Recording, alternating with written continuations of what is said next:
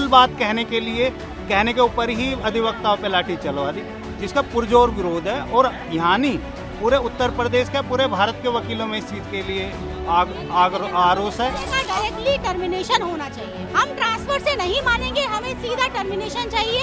हम नहीं चाहते कि कहीं वो दूसरे जिले में जाते हमारे दूसरे अधिवक्ता भाई को परेशान करें।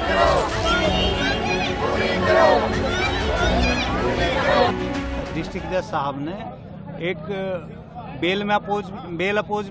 बेल के लिए गए थे अधिवक्ता, सीनियर अधिवक्ता।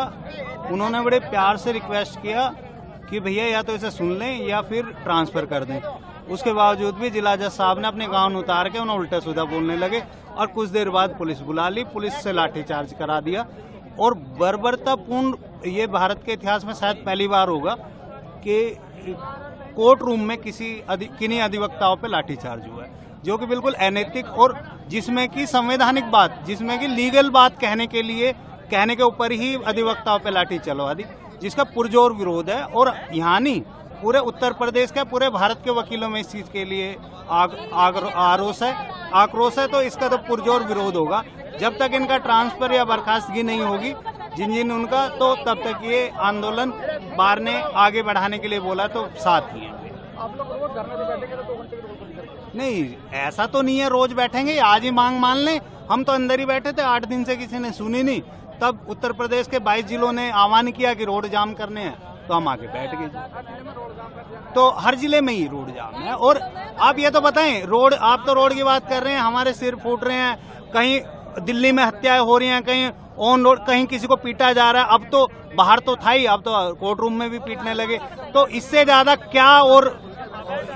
क्या शर्म की बात होगी। जुडिशरी, बार और बेंच का संबंध जो होता है वो इतना मधुर संबंध रहा है, उन्होंने इनको तार कर दिया जज साहब ने।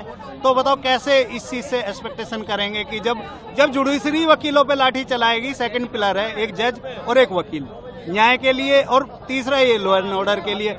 वहाँ कौन सा लॉ एंड ऑर्डर बिगड़ रहा था? वहाँ केवल अपनी बात कह रहे थे, क्या बात कहने के ऊपर लाठियां चलेंगी? तो ये तो कहीं से कहीं तक भी इस देश के संविधान में ऐसा नहीं है कि वकीलों को प्रॉपर अपनी बात कहने का डर है। और अगर वकीलों को बात कहने के ऊपर अगर लाठियों से पीटा जाएगा तो वकील फिर न्याय की बात कहाँ करेगा? आप ये बताएं, किसको न्याय मिलेगा इस देश में? अगर वकील ही कोर्ट रूम में पिटेगा, उसकी आवाज को लाठियों से दबा दिया जाएगा, तो इस फिर देश में न्याय की उम्मीद करना बिल्कुल ही एक छलावा होगा। देखिए, हमारी तो 3 मांगे हैं।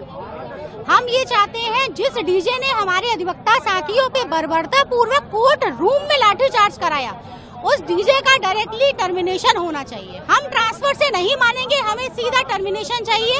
हम नहीं चाहते कि कहीं वो दूसरे जिले में जाते हमारे दूसरे अधिवक्ता भाई को परेशान करें।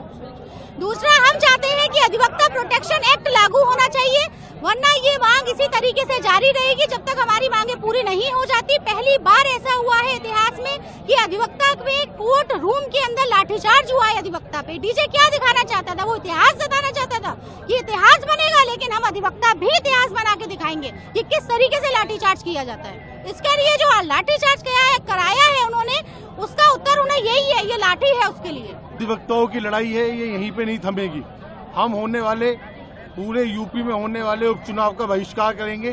सभी जिले के लोग, सभी जिले के अधिवक्ता इस चुनाव का बहिष्कार करेंगे और यूपी सरकार को भी बताएंगे, जो अपनी पुलिस को जो उसने इतनी तानाशाही करने के लिए छूट दे रखी है, जो निर्दोष बेचारा अधिवक्ताओं पे कोर्ट रूम में जो लाठीचार्ज कराई है, बिल्कुल निहत्थे अधिवक्ताओं पे लाठीचार्ज कराई है, उसका विरोध अधिवक्ता यहाँ कर रहे हैं शांतिपूर्ण धरने के साथ। और जब तक ये हमारा धरना, जब तक इस जिला जज का टर्मिनेट नहीं किया जा सकता, जब तक ये हम अधिवक्तागण सब हड़ताल पे रहेंगे। और आज ये जो लड़ाई है, ये खाली गाजियाबाद के अधिवक्ताओं की नहीं है, पूरे भारतवर्ष के काले कोट की लड़ाई है। हम ये न्याय लेके रहेंगे और जब तक जिला जज महोदय का यहाँ से ट्रांसफर नहीं हो जाएगा और उसको टर्मिनेट नहीं किया जाएगा, जब तक सभी अधिवक्तागण यहाँ धरने पे रहेंगे।